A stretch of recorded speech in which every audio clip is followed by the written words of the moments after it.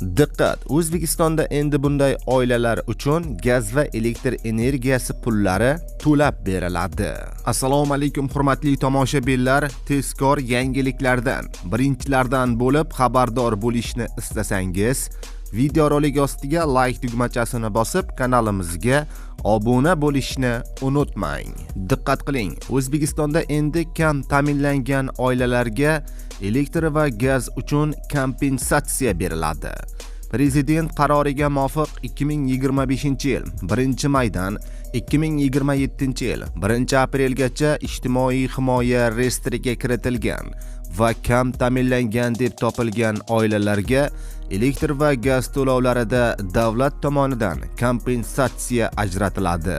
Elektr energiyasi uchun oyiga 150 kWh me'yordan ortiq foydalanilgan qismi uchun narx farqli qoplab beriladi.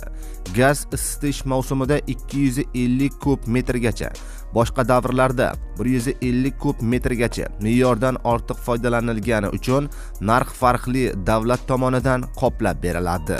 Hurmatli kuzatuvchilar, bu imkoniyat daromadi kam bo'lgan oilalarni moddiy qo'llab-quvvatlash maqsadida joriy etilmoqda, deyiladi xabarda.